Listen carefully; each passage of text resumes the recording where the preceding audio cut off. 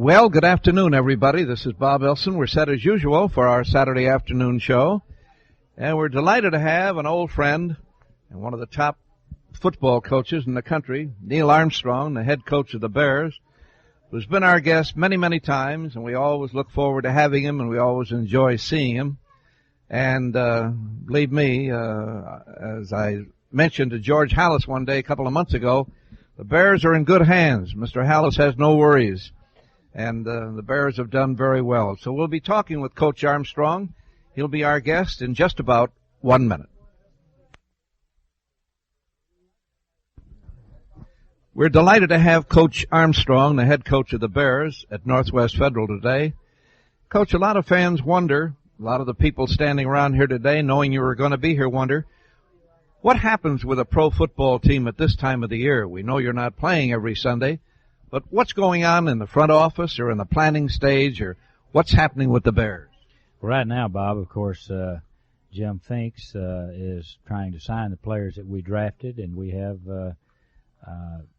brought in some free agents that have been signed that will be with the Bears this coming season. So right now it's negotiations and planning for our summer camp, which will be up in Lake Forest starting in late July. Prior to that, of course, we had all of the rookies in after the draft. There was much planning, of course, prior to the draft to try to determine who we were going to draft. We think we had a good draft. So the following weekend, we had all those players in for a 3-day orientation camp. Now, before the draft, what actually goes on with you and your staff? Well, of course, the drafting is headed up by Jim Finks and our scouting staff, which is Jim Palmer, our college scout, and Bill Tobin, our pro scout.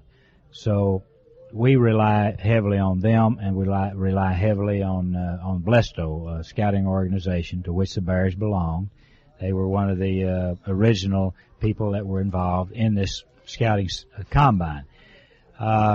Now, as far as our coaching staff, Bob, does not really get involved in this. Our coaching staff doesn't have that much time because they're so busy during the football season, with our own season, of course, with our own team. And then once the season is over, why, it's begin planning for the following season, summarize what we've done play-wise and film-wise the previous year. Now, I get involved some with Jim and with the two scouts, of course, but of course I have to rely on the information that is there. And as I say, Jim Finks really heads up that part of the planning. Yes. Now, during the course of the season, let's say that you're preparing for a game next Sunday, let's say against Green Bay, and on Monday you take a look at the Green Bay film of their last game. Yeah, what we do, Bob, what we start doing after we play the game on Sunday, and then when it gets into Monday, we review the film that we've just played. Already our coaches have broken down about 3 films on the Green Bay Packers, Thursday or Friday of the previous week, even before we've played, for example, at Detroit. And on Monday, we see the game that they played on Sunday, and we'll put together about a 6-game scouting report. So we've already looked at about 6 games on Green Bay. And then we give the players Tuesday off.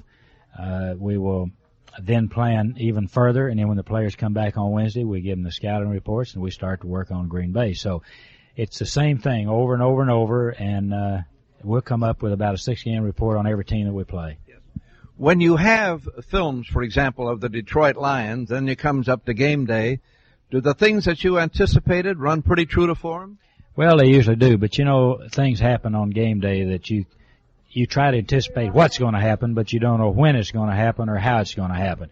So a good football player or a well-prepared football team has to be prepared for almost anything. So there are not that many surprises, but the only surprise is when. Coach, the day of the outstanding quarterback, like the Otto Grahams, the Van Brocklins, guys like that, has that day kind of passed with the exception of the Pittsburgh situation? I hope not, Bob.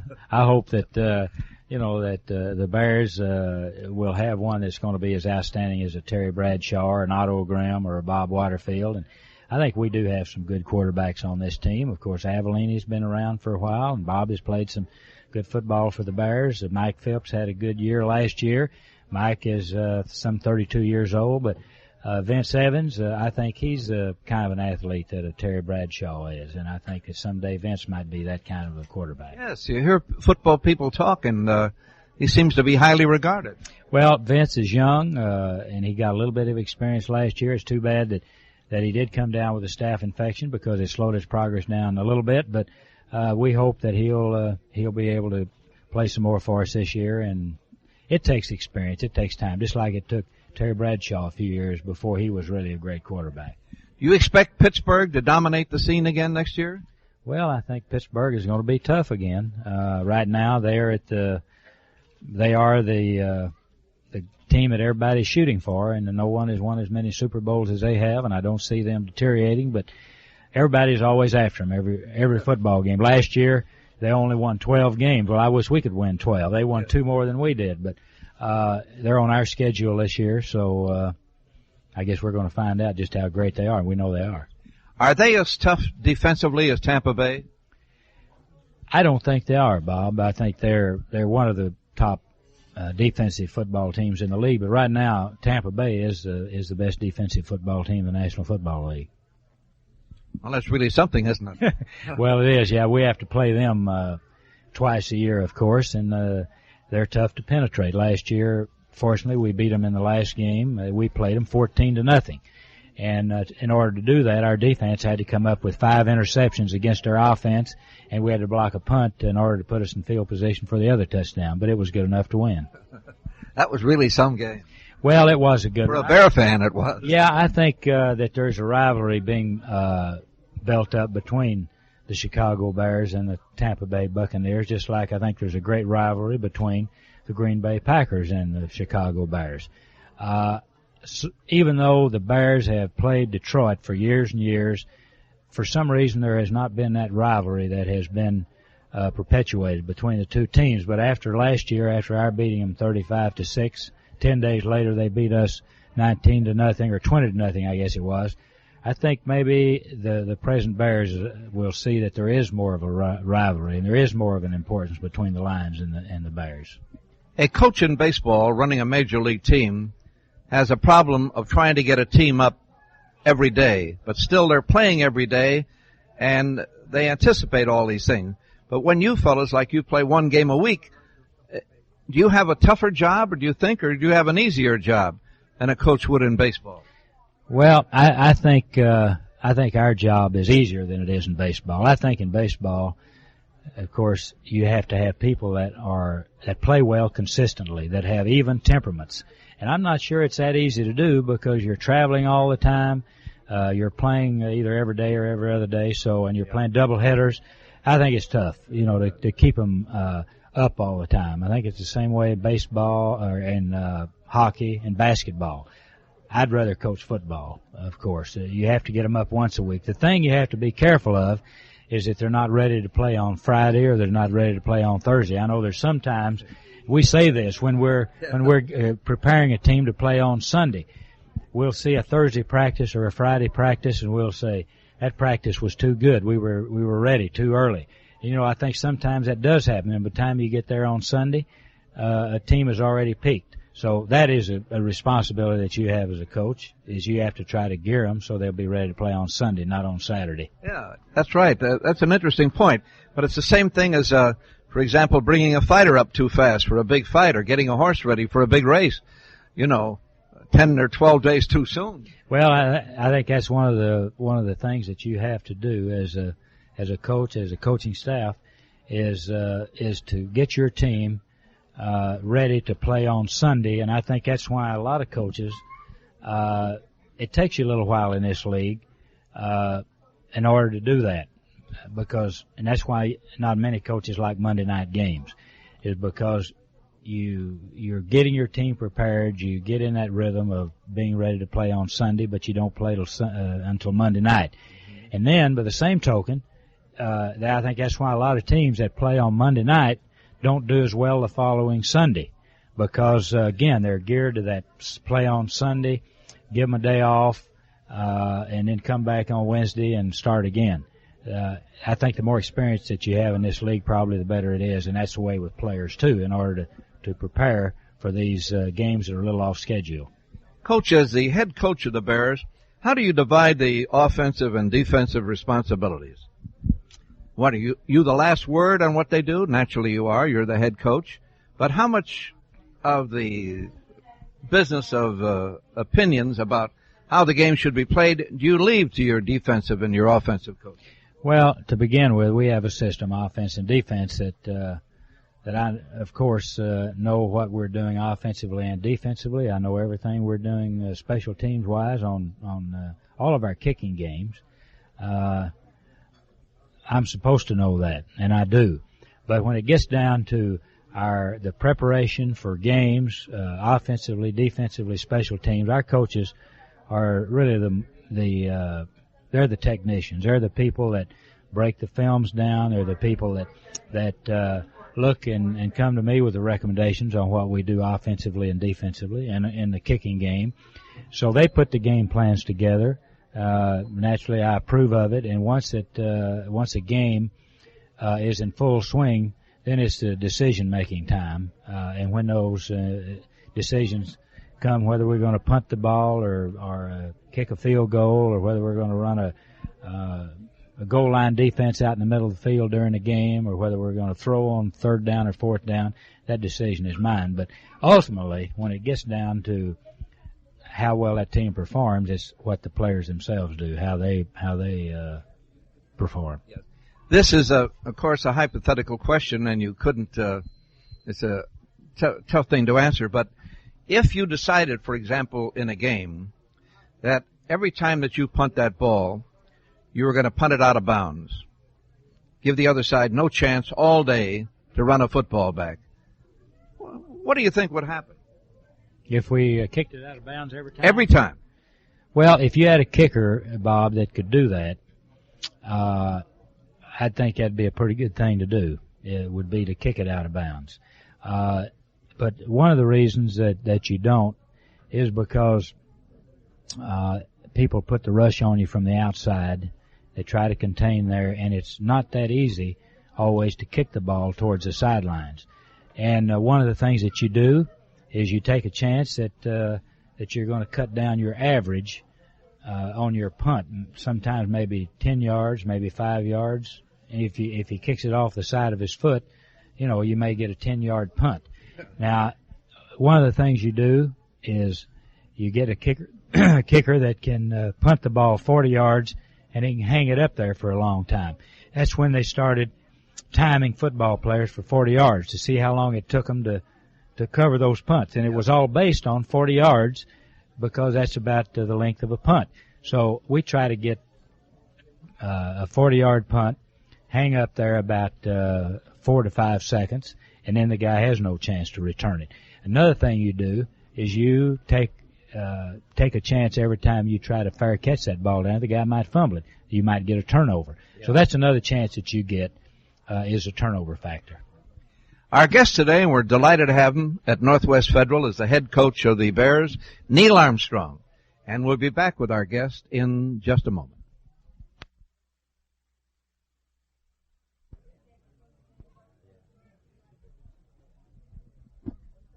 We're delighted to have Coach Neil Armstrong, the head coach of the Chicago Bears, as our guest here today at Northwest Federal. Coach, why is it that on pro game on Sunday or Monday nights, whenever it plays, we don't see an occasional quick kick?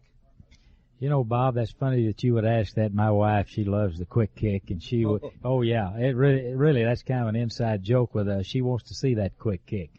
Well, I guess that was the old grind out theory, and there's nothing wrong with it. Quick kick and play defense, get a break, and get the ball again.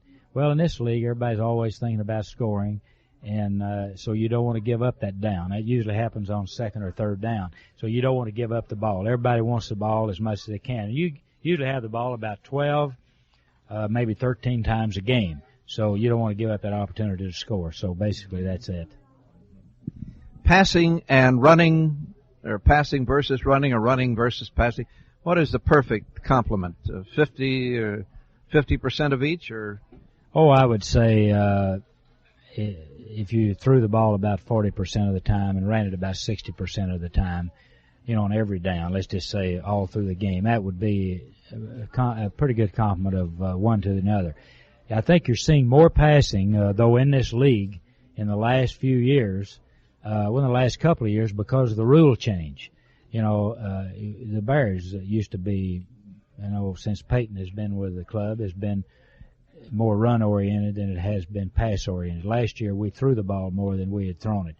And as our quarterbacks and our receivers increase in performance, naturally we're going to throw the ball more. We did throw it more last year. We hope to throw it more this year. And that's why it's tougher to play pass defense more all the time, because the rule has been, they've been changed in the last couple of years to try to get more passing within this league. Mm-hmm. What does an exciting, I started to say little guy like Peyton, but he's really not that small. What does he do in the off season? Well, Walter does a lot of personal performances. I think now he's working for a hotel chain. He's doing some PR work for them. A lot of our players work out either 3 days a week, some 2 days a week. Some of them work out 5 days a week. They play basketball, they play racquetball, they lift weights, and some of them do have off-season jobs in the stock market or in real estate. And some of them just don't do much of anything. Mm-hmm. You were hurt at the beginning of last season when you lost Harper so early in the season. Yeah, Roland Harper, of course, he spent all of his off-season rehabilitated. He's been working out 5 days a week. He also has a part-time job. But Roland Harper should be ready to play for us this year. His knee seems to be pretty well rehabilitated. In our recent veterans camp up in Lake Forest, he worked out. With the exception of the last day when the field was bad and he didn't feel very good about working out on a muddy field. He's an exciting football player. Roland Harper is a fine individual, Bob, and he is an exciting football player, and we look forward to having him back on the team because we think that fullback position is very important in anybody's offense, but particularly ours, and we think that our fullback should be gaining something like at least 750 yards a game. Well, he's a year, I should say. If he did a game, that'd really be something, wouldn't it? I guess that was just a little, what was they call that, a Freudian slip? I would hope it would be that much. If we get 750 yards out of our fullback in a year, well, we'll be in good shape. He's a wonderful blocker, too, isn't he? Roland is a very good blocker. Not only is he a good blocker, he's a good receiver. But last year when he didn't play, Dave Williams came in and did an excellent job for us as a blocker and as a receiver. But Roland, last year he played, he made 992 yards for us running. What are we going to look for this year with the Bears? Now, the Bears wound up the season last year with a bang, didn't they? Well, yeah, we led the league, and we led the Central Division in scoring, so we hope that we can pick up where we left off, and we hope we can be a higher-scoring football team, that we can be a more diversified team offensively. That's what people want to see. But the Bears have always been known for a great defensive football team. Yes. And in the last couple of years, we've gone from 22nd to 12th to 6th in defense, and we hope that we can crack that top 5 in defense this year. And our first draft choice was from Louisville, a young man by the name of Otis Wilson, who we think will help our football team some. Whether he can crack the starting lineup, I don't know, but I'm sure he'll help our team in some way. Well, he comes well recommended. He does. Yeah. He comes from the same school that Doug Buffon did, who performed for the Bears pretty well for about 15 years, so we hope that Otis will have a good career with the Bears. Coach, what does the quarterback situation look like with the Bears? Well, I think that we have 3 good quarterbacks. All of them have played regularly now for the Bears because Avellini played for the Bears for a few years as a starter. Vince Evans started 3 games for us last year before his staph infection. And, of course, Mike Phillips, who's 32 years old, who started quite a few years for the Browns, came in here. And last year he won 9 out of the 10 games that he started. So his record with the Bears as a starter has been pretty good. And, of course, he's going to be our starting quarterback at the beginning of this year. Well, I can understand why. He really made a good impression on everybody. He did. He's a consistent football player. He's a consistent person in his personality and in his performance. So I feel pretty good about the quarterbacks that we have. We drafted a young man by the name of Turk Schonert from Stanford, who led the collegiate conference last year, NCAA, with I think something like a 67% throwing average. So we have him coming in here, and at least I don't know how much competition he's going to provide, but I know that if something would have happened to one of our other quarterbacks, he wouldn't be a bad third quarterback. No. What are the rules? How many players can you carry during the regular season? You can carry 45 players on your regular roster, and during the season, if you get somebody hurt, you can put somebody on injured reserve, bring in another player, which still means 45, and then you have another one in reserve, but he has to stay out for a number of games before he can come back, providing he is healthy enough to come back. What about the game of football itself? It's I think the pro game is getting more popular every year, don't you? Well, it seems to be, Bob, and I hope it continues its popularity as long as we can provide good entertainment, good competition for the fans. I think they're going to keep coming to the ballpark, and that's what I think is good about Chicago. Chicago has been selling out Soldier Field for quite a number of years. I think the fans are excited. They all have always been excited. They've always been looking for a winner, and naturally we're hoping for a Super Bowl one of these days, but let's hope that we can do better than we did last year. Last year we were 10-6. We lost that first playoff game, and we hope to go further than that this year. Yeah. That first playoff game was against? It was against Philadelphia, and as you will remember, we had a halftime lead of 17-10. We came out in the third quarter. Walter breaks about an 85-yard run, and they call it back, and we might have been up 27-10 at that point, but they came back, and we could just never pick up the momentum after that particular time. We had an interception in the end zone, and they came on and beat us 27-17. So it was the Eagles. We get a chance to play them again this year in the regular season. Again, we have to go back to Philadelphia. I'd like to have played them here, but we'll have to go after them in Philadelphia. Philadelphia's an exciting team. Well, Philadelphia is getting better too.